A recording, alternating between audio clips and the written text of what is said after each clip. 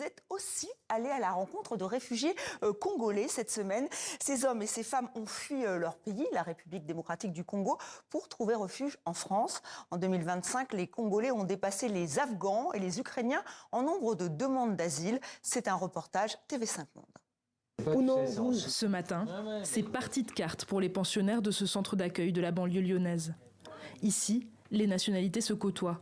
Guinéens, Ivoiriens et surtout Congolais.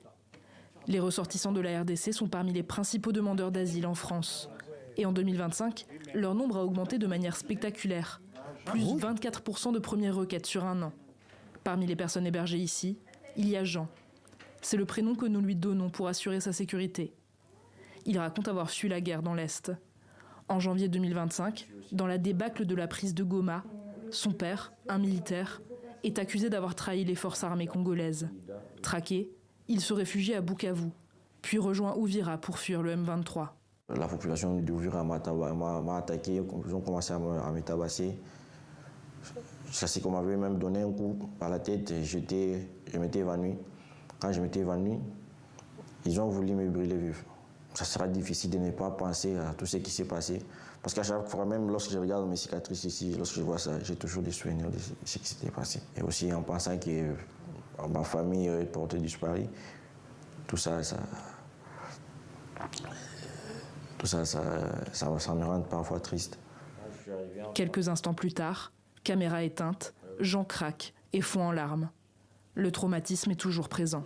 Les personnes sont déjà beaucoup amenées à raconter les problèmes, les difficultés qu'ils ont rencontrées.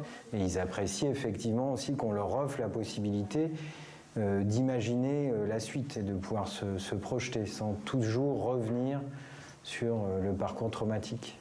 Selon l'OFPRA, l'augmentation des demandes d'asile congolaises issues de l'Est du pays reste marginale et se concentre surtout à Mayotte. La grande majorité des demandeurs arrivent de Kinshasa. Ils affirment surtout fuir la répression politique ou des problématiques sociétales. Isabelle a 20 ans. Elle raconte avoir été exploitée sexuellement par sa tante. Il m'a dit qu'il commence à me donner des hommes pour commencer à dormir avec moi. Si je refuse, elle va se fâcher. Si moi j'ai dit je ne vais pas, elle me dit non, tu es obligée, tu dois dormir avec les hommes. Jusqu'à l'arrivée, je suis tombée enceinte. Ces pensionnaires sont toujours en attente d'une décision concernant leur demande d'asile. Et elles savent que le chemin peut encore être long. Selon l'OFPRA, 81% des requêtes ont été rejetées en 2025. Les politiques migratoires dans l'ensemble des pays européens et même au niveau de la France sont de plus en plus restrictives. Donc ça oblige, ou en tout cas ça rend beaucoup plus difficile pour les personnes concernées d'accéder à un statut de réfugié ou même de déposer une demande d'asile. Pour l'instant, dans la métropole de Lyon, les exilés trouvent un peu de répit. Le petit Naël est né en France l'an dernier, de l'union forcée subie par Isabelle au pays.